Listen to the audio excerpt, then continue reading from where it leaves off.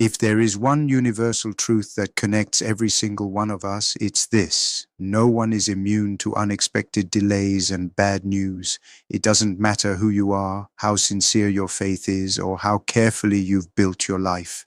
The unexpected phone call comes. The diagnostic report drops. The delay drags on for months or years. I don't speak to you today as someone observing life from a safe distance. I who speak to you have encountered immeasurable delays and painful setbacks. I know what it feels like to watch a deadline pass while heaven seems silent.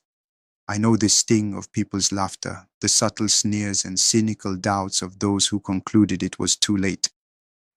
If you've ever felt mocked by your circumstances, I want to take you to a moment in the Gospel of Luke where a man stood in that exact agonizing place. A man named Jairus, a respected leader, falls at the feet of Jesus because his 12-year-old daughter is dying. Jesus agrees to go with him. Hope is alive. But as they walk, an interruption happens.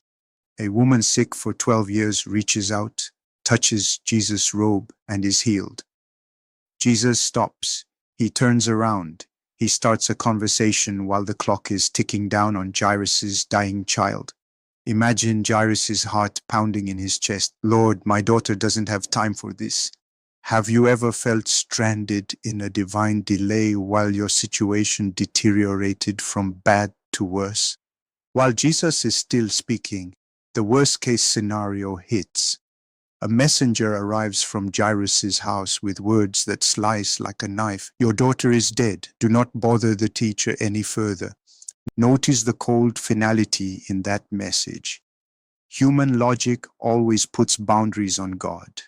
Human logic says God can fix a minor problem, but he can't reverse a death. The messenger represents the voice that tells you to give up, pack up, and accept defeat.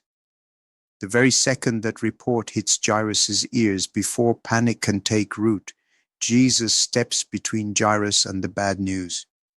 He turns to him and says, "Fear not, believe only, and she shall be made whole."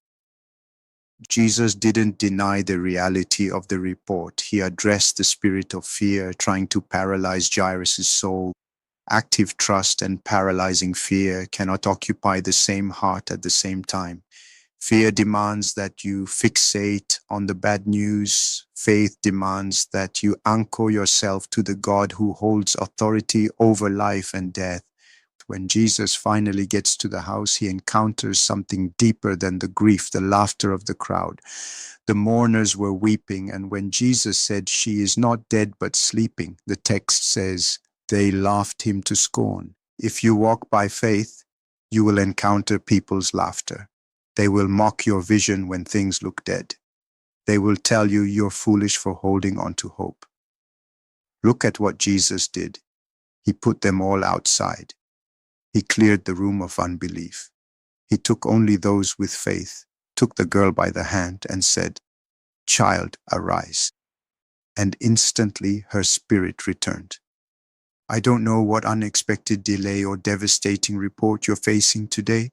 I don't know what mocking voices have tried to convince you that it's over. Clear the room of doubt, tune out the messengers of defeat, stand firm on the command of Jesus Christ that anchors us through every storm. Fear not, believe only. The story is not over until God says it's over. Trust him, hold on, and watch his restoring power bring life where the world pronounced death. If this message spoke to your heart today, subscribe and share it with someone who needs strength right now. God bless you.